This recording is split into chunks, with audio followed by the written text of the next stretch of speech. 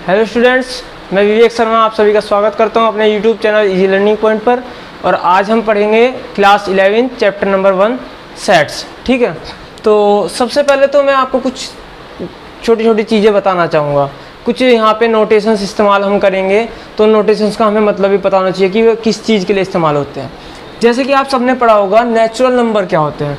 Natural number होते हैं जो हमारी रियल लाइन होती है, रियल लाइन पे एक कंप्लीट नंबर होते हैं, कभी डेसिमल में नहीं होते, लेकिन 1 से स्टार्ट होते हैं। ये जो नेचुरल नंबर होते हैं 1 से स्टार्ट होते हैं, 1 2 3 4 and so on plus infinite तक। ठीक है, इनको हम n से डिनोट करते हैं, कैपिटल N से।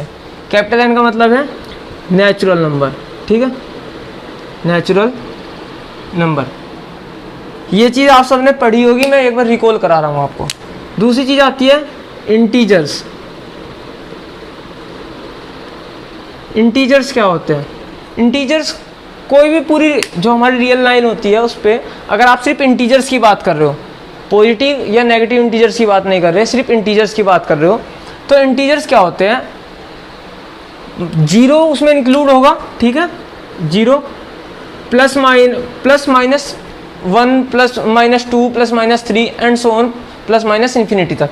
मीन्स यहाँ पे देखिए 0 भी इसमें इंक्लूड होगा, plus minus 1 plus minus 2 plus minus 3 and so on, कहाँ तक? प्लस माइनस इन्फिनिटी तक। ठीक है, बस आप ये चीज़ ध्यान रखना, नेचुरल नंबर में भी कोई डेसिमल पॉइंट नहीं आता। कोई कहने लगे 1.2 is a natural number, no it is not a natural number. ठीक है, तो एक नेचुरल नंबर नहीं है। अब बात आती है ऐसी इंटीजर्स में। इंटीजर्स में भी एक कंप्लीट नंबर चलेगा जो कि जैसे 0 1 2 3 4 5 6 या -1 -2 -3 -4 -5 इस तरीके से।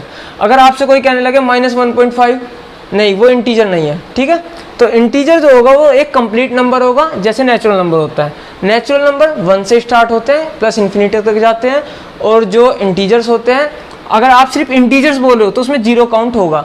अगर आप ये कह रहे हो कि पॉजिटिव इंटीजर, क्या पॉजिटिव इंटीजर, तो पॉजिटिव इंटीजर में आप 0 काउंट नहीं करोगे। ठीक है, 0 इज नाइदर नेगेटिव और नॉर पॉजिटिव। ठीक है, तो ना ही ये नेगेटिव होता ना ही ये पॉजिटिव होता, तो इसलिए आप इसको किसी में काउंट नहीं करोगे। सिर्फ आप इंटीजर बोलोगे तो काउंट होगा, अदरवाइज नहीं होगा। तो पॉजिटिव इंटीजर्स में क्या आएंगे? +1 +2 +3 एंड सो ऑन। ठीक है, प्लस इन्फिनिटी तक। अगर आप कहने लगो नेगेटिव इंटीजर्स, नेगेटिव इंटीजर्स, तो नेगेटिव इंटीजर्स में क्या आएंगे?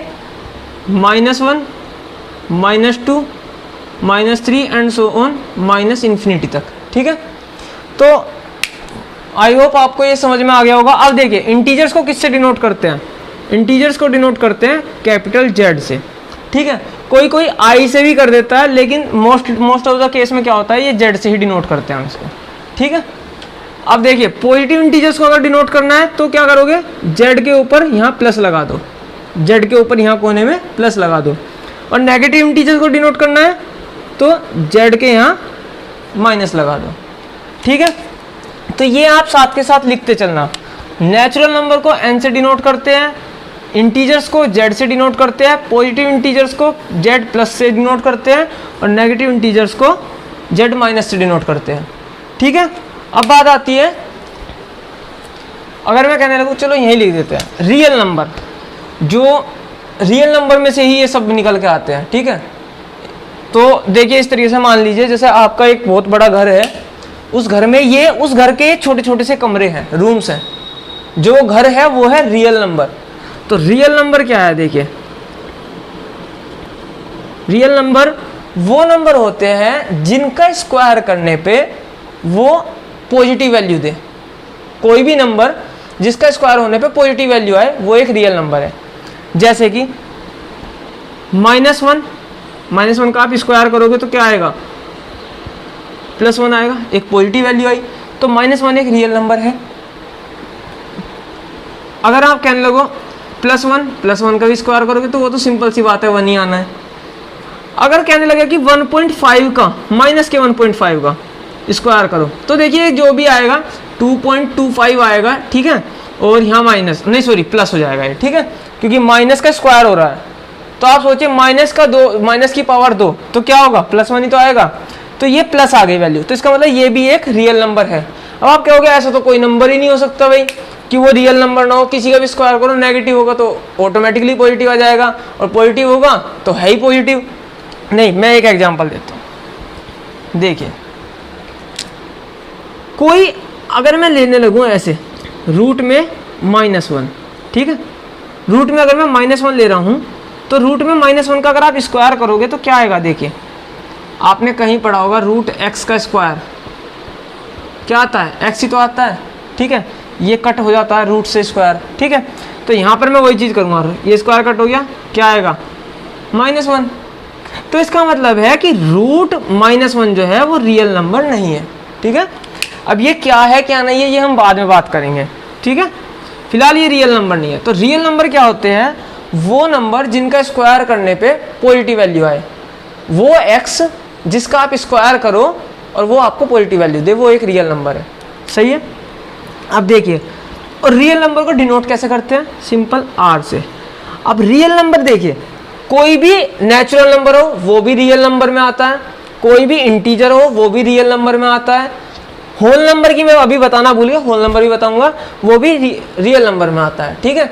और रियल नंबर देखिए क्या, रियल नंबर में मीन्स आप डेसिमल नंबर ले लीजिए, फ्रैक्शन ले लीजिए, रेशनल नंबर ले लीजिए, इरेशनल नंबर ले लीजिए, सब रियल नंबर के अंदर आएंगे। आपको सबसे आसान सेट होता है ये, जब मैं आपको भी सेट पढ़ाऊंगा आगे, ये सबसे आसान होता है रियल नंबर पहचानना कि ये नंबर रियल नंबर है नहीं है। सिंपल उसका स्क्वायर करके देखिए, अगर वो पॉजिटिव वैल्यू आ रही है तो 100% वो रियल नंबर है, ठीक है, आपको कोई दिक्कत नहीं है, आराम से बता दोगे। तो रियल नंबर मैंने बता दिया, इसको r से डिनोट करते हैं। अगर कोई कहने लगे पॉजिटिव रियल नंबर तो सिंपल r+, कोई कहने लगे रियल नेगेटिव रियल नंबर तो r-। वैसे ऐसा आपसे कहा नहीं जाएगा, लेकिन फिर भी मैंने बता दिया, ठीक है, कोई दिक्कत नहीं आता। तो अब मैं ये रफ कर देता हूँ, आप इनको पोज करके लिख लेना, ठीक है। अब देखिए रेशनल नंबर क्या होता है। रेशनल नंबर को किससे डिनोट करते हैं, रेशनल नंबर आप सभी ने पढ़े होंगे कि भाई जो P/Q की फॉर्म में होते हैं, और जहाँ पे Q जो है वो नॉट इक्वल टू 0 होना चाहिए, ये एक रेशनल नंबर है, रेशनल, ठीक है, ये आपने पढ़ा होगा।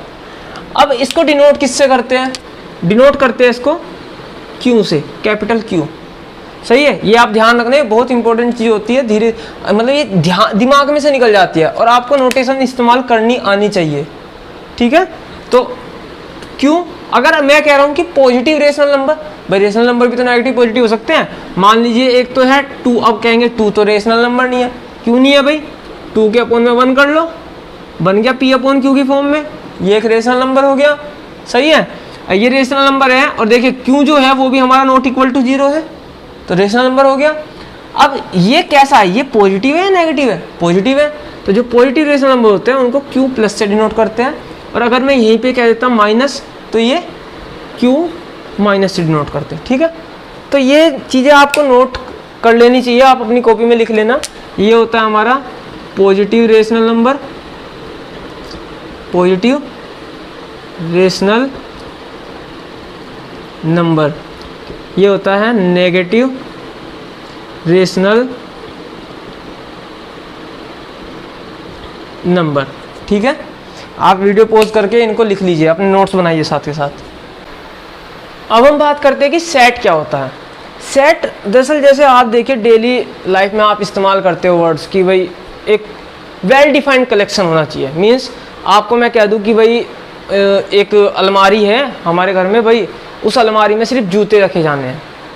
तो अगर आप मान लीजिए उसमें जो देखा आपने खोल के, भाई उसमें तो जूते भी है और जूतों के साथ साथ चप्पल भी है, तो वो एक वेल डिफाइंड कलेक्शन नहीं है। वेल डिफाइंड कलेक्शन कौन सा होगा, सिर्फ उसमें जूते दिखने चाहिए आपको, ठीक है। अगर मान लीजिए आप किसी टीवी शॉप पर जाएं, ठीक है, अब तो खैर टीवी तो नहीं, सब एलईडी चलती है, ठीक है। तो मान लीजिए एलईडी शॉप पर गए, तो मैंने कहा ये शॉप जो है एक वेल डिफाइंड कलेक्शन है, किसका, एलईडी का। कैसे, क्योंकि वहाँ पे सब एलईडी रखी है। लेकिन मान लीजिए आपने देखा अच्छा एक काउंटर उधर पे लैपटॉप भी सेल हो रहे हैं, तो वो एक वेल डिफाइंड कलेक्शन नहीं होगा। समझ में आ गई बात। जो जिस चीज़ के लिए आप बना रहे हो, ठीक है, एक कलेक्शन जो है वो उसमें सिर्फ एक ही टाइप की चीज़ें होनी चाहिए। मान लीजिए मैं आपसे कहने लगूँ नेचुरल नंबर, तो नेचुरल नंबर में अगर मैं आपसे कहने लगूँ अच्छा भाई ये लो -1 1 2 3, और मैंने ये देखें क्या ये नेचुरल नंबर, ये एक वेल डिफाइंड सेट है ये। अब पहले तो मैंने कहा नेचुरल नंबर के साथ मैंने ये -1 और लगा दिया, ये तो नेचुरल नंबर है ही नहीं, ठीक है ना। तो यहाँ पर ये अगर ये -1 यहाँ पर है तो ये एक वेल डिफाइंड कलेक्शन नहीं कहला सकते। कब जब आप ये कहो कि ये तो नेचुरल नंबर का सेट है। अरे भैया नेचुरल नंबर का सेट तो सिर्फ यहाँ से है, ये तो फालतू में आ गया है यहाँ पे, ठीक है। तो अगर मैं इसको हटा दूँ अब ये एक वेल डिफाइंड कलेक्शन है। कैसा? नेचुरल नंबर का। समझ में आ गई बात?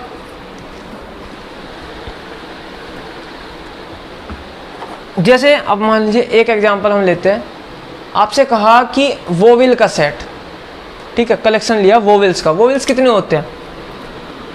ए ई आई ओ यू, ये जो हमारे अल्फ़ाबेट्स होते हैं ये हमारे कहलाते हैं क्या? वोवेल्स, ठीक है।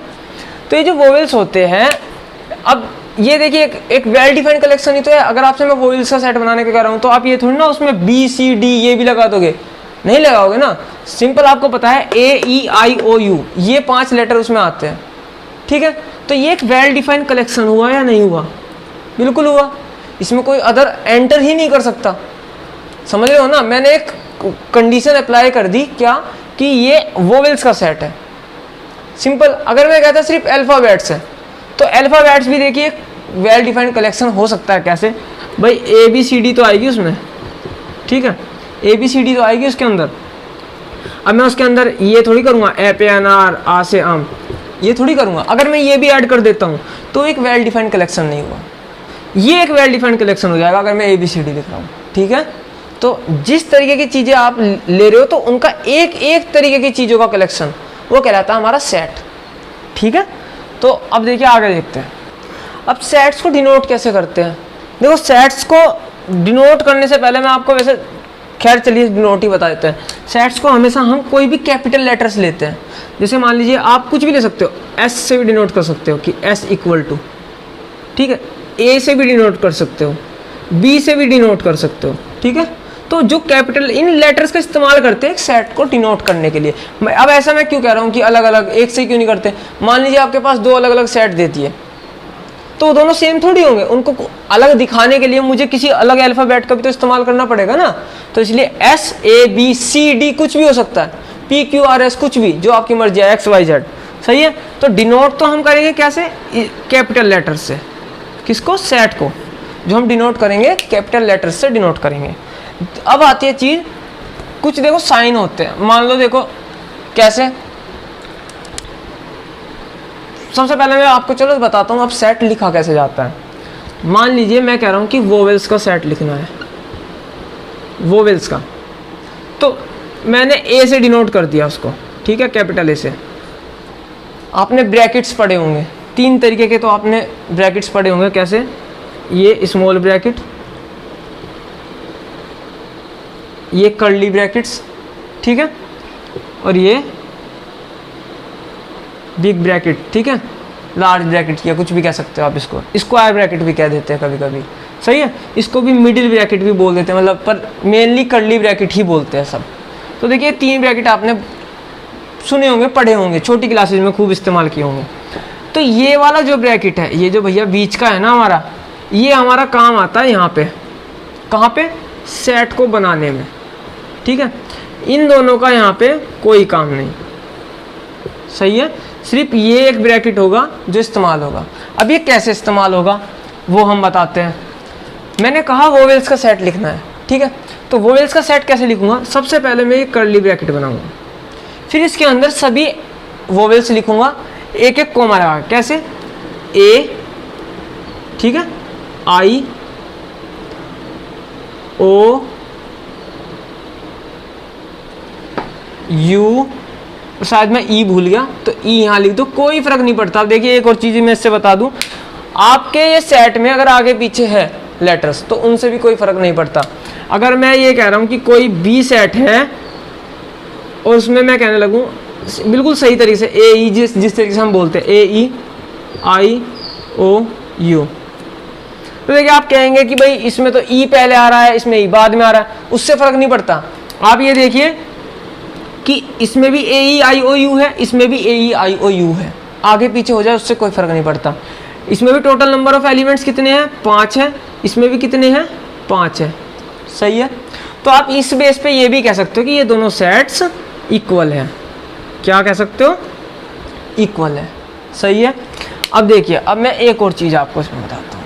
अगर आपसे कहा जाए एक साइन होता है बिलोंग्स टू, तो जैसे मान लीजिए मैं कहने लगूँ कि ये मार्कर है, ये मार्कर किसका है, ये मार्कर मेरा है, तो ये मार्कर किससे बिलोंग करता है, मुझसे तो बिलोंग करता है, ठीक है। अब कोई दूसरा बंदा खड़ा है, आप कहने लगो नहीं जी इससे करता है, भाई मैं लेके आया हूँ, मुझसे तो बिलोंग करेगा, अगर वो लेके आता उससे बिलोंग करेगा। अब ये मैं ऐसी कहानी क्यों बता रहा हूँ, देखिए ए ई आई ओ यू, अगर देखो आपको अजीब लग रहा हो, ए ई ठीक है आई ओ यू, यहाँ पे ख़त्म कर देते हैं, लो अब सही लग रहा होगा। अब देखिए मैं कहूँ कि इसमें जो एलिमेंट है ए, वो स्मॉल ए किसका एलिमेंट है, किस सेट का एलिमेंट है, इसका ही तो एलिमेंट है, इस सेट का।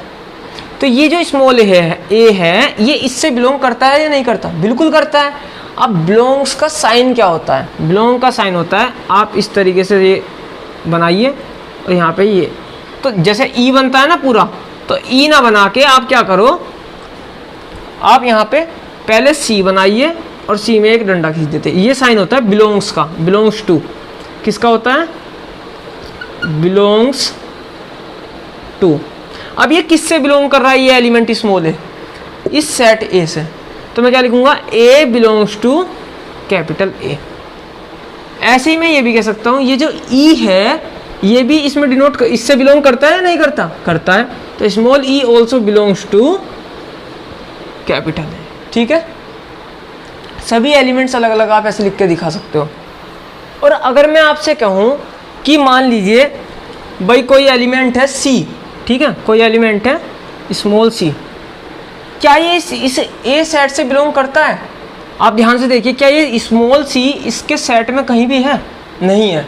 तो इसका मतलब यहाँ पे आप लिखोगे तो ऐसे बिलोंग्स टू ए, पर आपको लिखना है नॉट बिलोंग्स टू, तो उसके लिए क्या करोगे, आप यहाँ पे ऐसे तिरछा क्रॉस लगा दोगे, ठीक है, बिल्कुल मतलब इस तरीके से ऐसे क्रॉस लगा दो, इसमें बिलोंग्स का जो साइन है उसमें बिलोंग ऐसे लगा दो, तो इसका मतलब हो जाएगा not belongs to, C not belongs to A, does not belongs to A, ठीक है।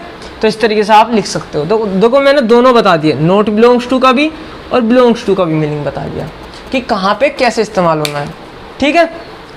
देखिए किसी सेट को लिखने के दो तरीके होते हैं, एक होता है रोस्टर फॉर्म, या रोस्टर फॉर्म को आप कहते हो टेबुलर फॉर्म भी बोलते हो, क्या, रोस्टर या टेबुलर फॉर्म। दूसरा तरीका होता है सेट बिल्डर फॉर्म। देखिए रोस्टर फॉर्म में क्या होता है, रोस्टर फॉर्म में जो सेट होता है वो सारे एलिमेंट्स अलग अलग करके लिखे जाते हैं, उनके बीच में कोमा दिखाया जाता है। जैसे मैंने अभी आपको बताया था कि सेट ऑफ वोवेल्स, तो अगर मैंने कहा सेट ऑफ वोवेल्स, तो सेट ऑफ वोवेल्स को मान लीजिए मैंने ए से डिनोट कर रखा है, ठीक है, कैपिटल ए से। अब मैं इसको दो तरीके से लिख सकता हूँ। एक तरीका क्या है, मैं इसको इस तरीके से लिखूँ, ए ई आई ओ यू, ठीक है। तो ये मैंने सारे को एलिमेंट्स लिख के बता दिए, जो सेट था वोवेल्स का सेट था मैंने सारे बता दिए लिख के, बीच में कोमा बता दिया। तो ये तरीका हमारा कहलाता है रोस्टर फॉर्म या टेबुलर फॉर्म इसको कहते हैं, ठीक है। उसमें सभी एलिमेंट्स बताए जाते हैं। लेकिन अगर मैं इसको लिखने लगूँ सेट बिल्डर फॉर्म में, किसमें, सेट बिल्डर फॉर्म में, तो उसमें कैसे लिखा जाएगा, तो देखिए इसको आप साथ के साथ उतारते रहना। सेट बिल्डर फॉर्म में कैसे लिखा जाएगा, मैं लिखूंगा ए इक्वल टू, इसमें एक कॉमन प्रॉपर्टी आप देखिए, मान लीजिए मैं आपको बताता भी नहीं कि ये वोवेल्स का सेट है, आपको ये गिवन होता और आपसे कहा जाता कि इसको सेट बिल्डर फॉर्म में लिखिए, तो आपको नोटिस करना होता कि ये एलिमेंट्स में क्या कॉमन प्रॉपर्टी दिख रही है। एक तो ठीक है भाई, चलो ये लेटर्स है, सही बात है, लेटर्स तो है, लेकिन स्मॉल लेटर्स है, चलो ये भी देख लिया हमने, स्मॉल अल्फ़ाबेट्स है।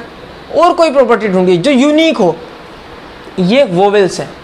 तो मैं कहूँगा a is equal to x, वो सारे x, कौन से x, सच, ये साइन होता है सच दैट, ये 2 पॉइंट लगा दीजिए, ये होता है सच दैट, ठीक है, ऐसा होता है ना सच दैट, तो ऐसे लिखते हैं x is a equal to x and x is such that कैसे, x इज अ वोवेल।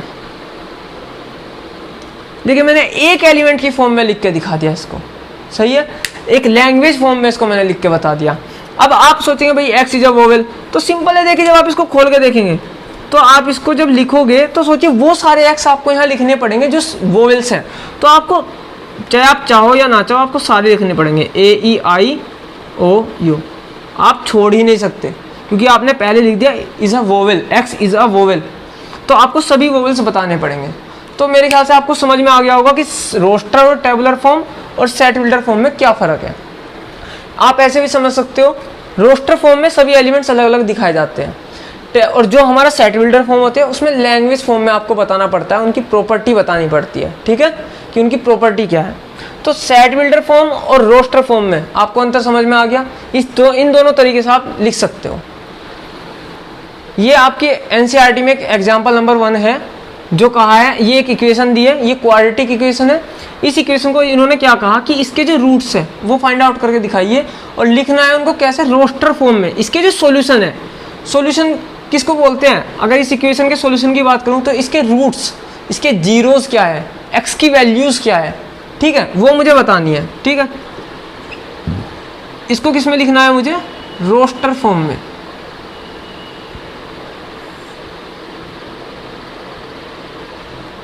सही है। अब देखिए सबसे पहले तो आपको इक्वेशन सोल्व करनी तो आती होगी, इक्वेशन सोल्व कर देते हैं कैसे, एक्स स्क्वायर। अब यहाँ पे मैं क्या करूँ, देखो मैं इसको लिख सकता हूँ 2x माइनस के x, इस x को 2x माइनस के x लिख सकता हूँ या नहीं, कैसे, आपको सबको पता होगा, यहाँ पे इन दोनों की मल्टीप्लाई करिए, इस तरीके से उनको ब्रेक करिए कि उनका सम तो आए, ये जो बीच में आपका नंबर होता है यहाँ क्या है 1, सम तो आए उनका 1, लेकिन उनकी मल्टीप्लिकेशन क्या है, जो इनकी मल्टीप्लिकेशन है इन दोनों की, सही है। ये आप सबको मेरे ख्याल से सोल्व करनी आती होगी। तो यहाँ पर देखिए मैं इन दोनों की मल्टीप्लाई करूँगा, ये 1x है, यहाँ 2x है, जब इनकी मल्टीप्लाई करूँगा तो आएगा -2, ऐड करूँगा आएगा तो +1 प्लस x, ठीक है, और ये -2 इक्वल टू 0। सोल्व आप सब कर सकते हो, इन दोनों में से क्या x कॉमन ले लूँ, यहाँ बचा x + 2, इन दोनों में से क्या कॉमन लूँ, -1 कॉमन ले लूँ, यहाँ भी बचा x + 2 इक्वल टू 0। अब देखिए x + 2 कॉमन ले लेते हैं, तो क्या हुआ, x + 2 कॉमन लिया, ठीक है, क्या बचा x - 1 इक्वल टू 0। इसका मतलब क्या होता है, ये होता है इम्प्लाइज डेट। इम्प्लाइज डेट मतलब कि इसके आगे जब हमने इसको मतलब सोल्व किया तो इससे हम आगे क्या निकल के आया हमारा, ये इम्प्लाइज मतलब ये बन के आया हमारा, ठीक है, ये रिजल्ट मिला हमें। तो देखिए अब हमें क्या मिला, अगर मैं यहाँ पे नोटिस करूँ तो या तो x + 2 इक्वल टू 0 होगा भाई, या तो ये 0 होगा या ये इक्वल टू, क्योंकि प्रोडक्ट 0 है। अगर दो किसी नंबर का प्रोडक्ट 0 है a और b का, तो या तो उसमें a 0 रहा होगा या b 0 रहा होगा या दोनों 0 रहे होंगे, यही तो कंडीशन हो सकती है। तो मैंने कहा एक बार सोच लिया अगर ये 0 है, एक बार कहा कि या तो ये 0 है, तो x - 1 इक्वल टू 0, सिंपल। इससे निकालोगे तो क्या आएगा, x की वैल्यू -2, इससे निकालोगे तो क्या आएगा, x की वैल्यू +1, ठीक है। तो देखिए सॉल्यूशन तो यही तो कहलाते हैं, यही तो सॉल्यूशन है। सॉल्यूशन क्या होता है, वे वैल्यूज जो इस इक्वेशन को सेटिस्फाई करे, और हमने ये वैल्यूज निकाल ली। अब इन्होंने कहा था इनको रोस्टर फॉर्म में लिख के दिखाइए, तो मान लीजिए मैंने इनका जो सॉल्यूशन का सेट था उसको कैपिटल S से डिनोट किया था, ठीक है, आपकी मर्जी है, आप A B C D किसी से भी कर सकते हो। तो कैपिटल S से डिनोट किया, कर्ली ब्रैकेट लगाए, क्या क्या वैल्यूज आई, -2 और +1, -2 +1, ठीक है। आप चाहे तो इसको ऐसे भी लिख सकते हो, +1 पहले और -2 बाद में, जो आपको सुंदर लगे, जो आपको अच्छा लगे उस तरीके से लिखिए, कोई गलत नहीं काट सकता, ठीक है। बस आपको पता होना चाहिए कि सेट हमेशा कर्ली ब्रैकेट से बनेगा, एलिमेंट्स के बीच में कोमा लगेगा, सिंपल। ये हमारी रोस्टर फॉर्म है, सही है। ये हमारे से इन्होंने करने के लिए कहा था। आप सब पॉज करिए वीडियो, इसको उतार सकते हो अगर आप उतारना चाहते हो, नहीं तो एनसीईआरटी में आपका एग्जाम्पल नंबर 1 है ये, ठीक है। देखिए अब मैंने लिया है एनसीईआरटी का एग्जाम्पल नंबर 4। इसमें कहा है कि जो आपको एक सेट गिवन है, इस सेट को सेट बिल्डर फॉर्म में लिख के दिखाइए। ये कौन सी फॉर्म है? रोस्टर फॉर्म है। देखिए हर एक एलिमेंट अलग अलग लिखा हुआ है, सबके बीच में कोमा लगा हुआ है, तो ये कौन सी है? रोस्टर फॉर्म या टेबुलर फॉर्म भी आप कह सकते हो। इन्होंने कहा है इसको सेट बिल्डर फॉर्म में लिख के दिखाइए। सेट बिल्डर फॉर्म में कैसे लिखेंगे? पहले सबसे पहले मुझे इनके अंदर कुछ देखना पड़ेगा, क्या प्रॉपर्टी है क्या नहीं है। अगर आप नोटिस करो तो अगर ऊपर 1 है तो नीचे 1 में एक प्लस करके है, अगर ऊपर 2 है तो नीचे 2 में एक प्लस करके 3 है, 3 में एक प्लस करके 4 है। मीन्स अगर ऊपर कोई भी एक नंबर x है तो नीचे क्या होगा? मान लीजिए यही आगे चल जाती, अब मैं इन जनरल बात कर रहा हूँ, ये एक पर्टिकुलर केस था, तो x + 1 है नीचे या नहीं है? जहाँ पे x की वैल्यू कहाँ तक है सोचिए, इस x की वैल्यू आप खुद सोचिए, पॉज करिए वीडियो, सोचिए और अब मैं बताता हूँ। x की वैल्यू आपने x किसको रखा? ऊपर वाले को। तो सोचिए x कहाँ से चल रहा है? 1 से कहाँ तक चल रहा है? सिर्फ 6 तक, ठीक है। 7 तो अपने आप आ जाएगा क्योंकि नीचे जब आप यहाँ 6 रखोगे तो 6 + 1 7। तो देखिए x की वैल्यू क्या है, x की वैल्यू किस तरीके से है? x की वैल्यू हमारी है 1 से बड़ी और उसके इक्वल, ठीक है, और कहाँ तक? 6 तक, सॉरी, ठीक है, 6 तक, 6 के इक्वल या उससे छोटी। तो ये देखिए ये हमारा क्या बन के आ गया? ये हमारा सेट बिल्डर फॉर्म बन के आ गई, ठीक है। कैसे? बस यहाँ मुझे ब्रैकेट लगाना है। अब देखिए आप यहाँ पे एक चीज़ और कर सकते हैं, आपको एक चीज़ और बतानी पड़ेगी। क्या भाई? देखो मैंने ये तो बता दिया कि x जो है वो 1 से बड़ा है, 6 से छोटा है, लेकिन इसमें एक दिक्कत हो जाएगी। x 1 से बड़ा तो 1.2 भी हो सकता है, 1.3 भी हो सकता है, तो इसमें मुझे, लेकिन आप नोटिस करो तो 1.2 1.3 तो कहीं नहीं है, तो हमें क्या बताना पड़ेगा? x एक नेचुरल नंबर है, नेचुरल नंबर है नहीं है, 1 2 3 4 5 6 एक नेचुरल नंबर है। तो आपको यहाँ एक लाइन ऐड करनी पड़ेगी, क्या? Such that x is a, ठीक है, मैं इसको पूरा ठीक से लिखता हूँ, such that x is a natural number, ठीक है। एंड यहीं एक कोशिश करना एक लाइन में आ जाए, नहीं आता तो नीचे लिखिए, एंड x, अब आपको देखिए ये भी जरूरी नहीं बताने की कि ये 1 से बड़ा है, क्योंकि नेचुरल नंबर 1 से ही स्टार्ट होते हैं, तो आप सिंपल लिख दीजिए and x is less than equal to 6, ठीक है। ये ब्रैकेट में थोड़ा छोटा यहाँ से कर देता हूँ कि यहाँ से शुरू हुआ और यहाँ पे ख़त्म हो गया, ठीक है। आई होप आपको ये समझ में आ गया होगा, ठीक है। ये बहुत अच्छा एग्जाम्पल है समझने के। अब देखिए आपका काम है एक्सरसाइज 1.1 करना, उसमें जो प्रॉब्लम आती है आप मुझे बताइए कि कहाँ प्रॉब्लम आ रही है। सब समझने वाले क्वेश्चन है।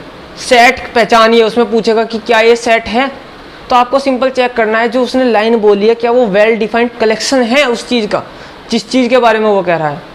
अगर है तो हाँ वो सेट है, अगर नहीं है तो वो सेट नहीं है। इतनी सी चीज़ है, आप करके देखिए। प्रॉब्लम आएगी मुझसे बताइए, कमेंट सेक्शन में लिखिए किस क्वेश्चन में प्रॉब्लम आई है। मैं सबसे पहले जब वीडियो बनाऊंगा अब अगली इससे अगली, उसमें वो चीज़ डिस्कस करूंगा। और आप नहीं भी बताओगे तो भी मैं अगली वीडियो को चालू करने से पहले सबसे पहले उसमें यही चीज़ बताऊंगा। 1-2 क्वेश्चंस लूँगा, ठीक है, अपनी तरफ से समझाऊंगा उनको, फिर आगे बढ़ेंगे। आज के लिए इतना ही। और अगर आपको वीडियो अच्छी लगी है तो लाइक करिए, शेयर करिए, चैनल को सब्सक्राइब नहीं किया है तो चैनल को सब्सक्राइब करिए। आगे और ज़्यादा वीडियोस आएंगी, आपको अच्छी अच्छी वीडियोस मैं दूंगा। बहुत कोशिश करूंगा अपनी तरफ से कि आपको समझा सकूं। कहीं भी प्रॉब्लम आती है छोटी से छोटी आप मुझे बताइए। कहीं आपको लगता है कि मैंने कुछ गलती कर दी, भाई हो सकता है, तो आप मुझे बताइए कि यहाँ पर ये पॉइंट गलत हो गया, ठीक है। आज के लिए इतना ही। Thank you very much.